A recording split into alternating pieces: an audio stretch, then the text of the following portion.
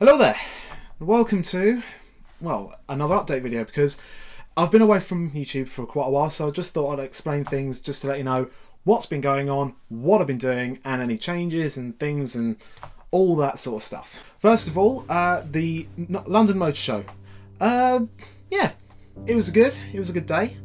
Now, I know you're all going to be expecting a video on the motor show, and I'd like to apologise about that first of all, because I've actually decided not to do one, and I've got a couple of good reasons for it. Because the actual show itself, it wasn't what I was expecting. Because when you expect a motor show to happen, you usually go by, oh, there's going to be brand new cars that are going to be available, and there's also going to be concept cars being shown off, and you'd expect them to be, well, what they're going to be in the future. This is what Model A is going to look like in like 2018 or something like that. And that's when you go to mainly like Geneva or New York or Tokyo. But the London Motor Show, that was more of a case of, well, here's all the new cars that are available. You can buy them right now if you want. Oh, but there's a TVR over there. It's under a cover, and if you choose to put your name down to buy one, they'll show you a little bit of it. That's it. That's all it really was. So there wasn't really anything significant going on.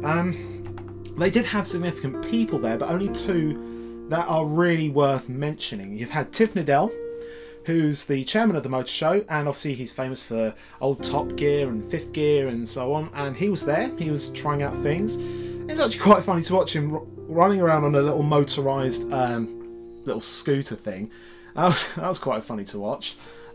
Also, we've had Ben Collins, who, as you know, was the Stig from Top Gear, and he was promoting his new book, and he was also there actually talking about Project Cars, who are also present at the show, and I'll get onto that in another segment. And as I said, it wasn't the show I was expecting it to be, but also I couldn't enjoy it as much as I wanted to, because that day of the motor show, which was, I believe, the 7th of May, that's when my grandpa passed away, earlier that morning. So I got the phone call from my grandmother saying that, oh, grandpa's gone in hospital, he's in critical condition, they're trying to get his heart going. And I was on the coach at the time. I think I got to Pitsy when I was on the coach, and I was really nearly tempted to say, stop the coach, I need to get off, someone call me a taxi to get to Southend Hospital or something like that. I don't know which hospital he was at, but I was really tempted to just say, stop the coach, I need to get off, because that's how concerned I was. But she said, no, I understand you're on the coach, so just go to the show, try and enjoy it as much as you can. But I couldn't. I really couldn't enjoy it, which is a real shame. So yeah, that's also why I've been away for a little bit, just to get up to speed with things that have been going on. Going back to Project Cars for a bit, they actually had a fantastic setup. They actually had two fully blown sim rigs there. They had I think they're called Vasaro chassis, where they actually have motion chassis. So when you turn, you actually moved, like the chassis actually moved depending on what corner you were doing, how much braking you were applying, how much you were accelerating, and that was so cool. But the only thing is, obviously, is how much these things cost. So while desirable, they are worth an investment if you've got the money to spare, obviously. But more to the point, they also had VR headsets. I think they were Oculus Rifts, and it was my sort of opportunity to go there and actually try VR for the first time. And even though the experience was really brief, it was so much fun. It was so immersive. You actually, put it this way, as soon as the headset was on your head, you were in the car. Your hands were in front of you. You were looking in the apexes. You were looking to see what opponents were left, right and centre. Even if you got a quick glance behind you, you can look and to see where everything is. And it was such a brilliant experience. And combined with the sim rig, it was even better. But I will say this about VR. I am very convinced by it. I am very interested in it, and I will be getting an Oculus Rift. I've made the decision to go for that particular headset because while the HTC Vive is much more advanced and much more technologically brilliant, I haven't tried it myself, but you need a space about twice the size of this room in order to do it. Whereas with the Oculus Rift, it's a little bit more confined. So you can have less space, but you can still enjoy VR if you want to. So that's what I'm going to be getting, but I'm not going to be getting it right away. I'm not going to rush out and say yes, slap my credit card down and say, yeah, I'm getting an Oculus Rift tomorrow. But I'm not. I'm going to wait for a bit. I'm going to wait until the demand's dropped for a start, and also, if it does happen, I'm going to wait for them to drop in price. So, yeah, but all in all, VR's fantastic, especially if you are into, and as Angry Joe said, if you're into sim racing, flight sims, mech sims or horror games, Oculus Rift or virtual reality as a whole is your thing. But if it's not, if you don't play either of those games, then not to worry. Next bit, Nuclear Rush 2016 has been and gone. I'm still battered to this day, but actually, no, I'll tell a lie, I've actually fully recovered from that. So, not gonna lie, when I got back from that on the 14th of May, holy shit was I broken. I actually did the full 12-kilometre course as well, and it was the toughest thing I've ever had to do. But it was such a laugh at the same time. I couldn't comprehend what was exactly going on. It's as soon as you got from the start line, you had a little bit of a walk to get to the first obstacle. But as soon as you hit the first obstacle, you're in cold and mud, straight from the get-go. And as soon as I got in that mud, I was pissing myself funny. It was such a funny experience to do it. But also, as I said, the most tiring because, to be honest, I didn't really prepare myself to do it. I had no training to do it. And I just couldn't mentally prepare myself what I was in for, really. But it was such an experience, and I'm not going to do it again. I'm not going to lie to you, we'll never do it again. But no, but it was such a laugh anyway. The reason why we actually did it is because the company I work for, Fastkey Services, were raising money for the Stroke Association, and we actually hit our £2,000 goal. So to all of those who have donated, thank you so much for doing so. It's such a great help. But because of what happened to my grandpa, it became of a more personal goal for me to finish it.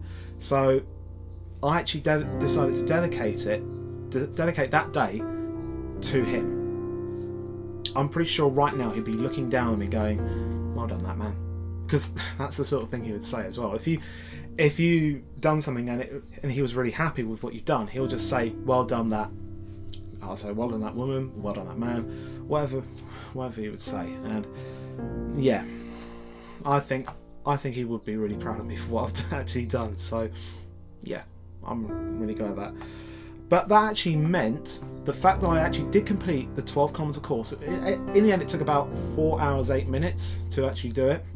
I've actually still decided to actually reward myself to a new pair of headphones, and I've actually got them in front of me now, and I'm going to be doing the unboxing of them very, very soon. And well, put it this way, when it comes to headphones anyway, I'm really picky about them. As an example, I couldn't have anything like the ATH-M50Xs because these are closed back, more studio monitor style headphones, and you can use them on your phone or iPod, but I wouldn't really recommend it for these in particular, and I still don't get them to this day. Don't know why. And also, they couldn't really be like, say, the Sennheiser HD 598s, because these are very open back. In fact, if I put them on my head right now, I can still hear everything around me. But obviously, they are very comfortable. These are fantastic headphones. If you're looking for open back headphones, by the way, go for these. These are brilliant. But I couldn't really use these out in public because then other people will hear what I'm listening to, and that's not good. Because you can listen to some weird music and you'll get weird looks, mainly because of the headphones as well, because they are cream and brown. So really then, on that basis, I need something more like these. These are my very old Logitech Ultimate Ear 6000s, and I've had these headphones for 3 years and they are still working. How, I don't know, but my god, have they lasted a long time. But you can actually tell now, there's actually, you can actually see here the leather, it's been wearing away, it's actually really worn across here. The headband, as you can see there, is actually coming out, it's all falling apart, and inside, you would not want to see inside the ear cups. They are disgusting, if you ask me, but these have been my longest serving pair of headphones. The only thing I ever had to replace on them was the audio cable, and that was it. That's all I ever had to do. I actually got to a point where I bought an aftermarket cable from Amazon. It only lasted about a month, so it did tide me over for a while. But then I ended up using one of those mini jack extenders, and I didn't plug them into the device. I plugged them into the top of the headphones, because I then used a really crappy audio cable to actually play music from a device. But it did serve me well for quite a few years actually, so I'm really impressed by them. But I think it's now that they've gone into retirement and I've gone to a new pair of headphones. And these headphones in particular, well, they're wireless for a start. They are very much wireless. Because I'm now going to be playing music on my phone more, I'd rather have a wireless pair to connect it to my phone. So then I just have my phone in my pocket and play music through the headphones and off I go. But as I said, I'm really picky. They have to be the over-ear variety, which all three you've seen are. So they completely surround the ear because they're more comfortable for me. Then I've got to consider all the build quality, the sound quality and the comfort. And because they're wireless, I need to consider battery life and the ease of use of them, because ease of use is another thing, because if the controls are really finicky, then there's not really much point. If they're too simple, then, well, not too simple, but if they're simple enough, then that's fine. And as I said, I'm picky, really picky. So could someone please explain to me what in the name of all that is holy possessed me to buy these?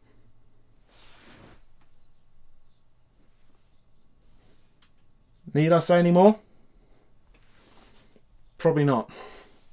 So, yeah. Expect an unboxing of these, I guess.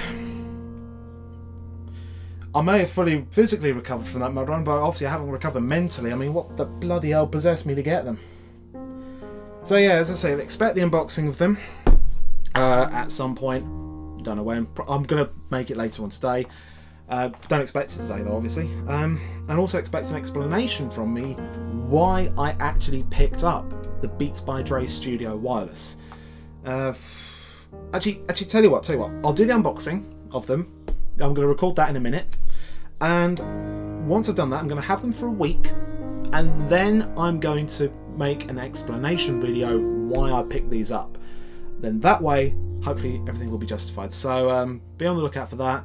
And stay subscribed for the unboxing of them and for that explanation. And any other videos, if you want to watch them, feel free to. And with that, that's it. I hope I'll see you around. See you later. Bye.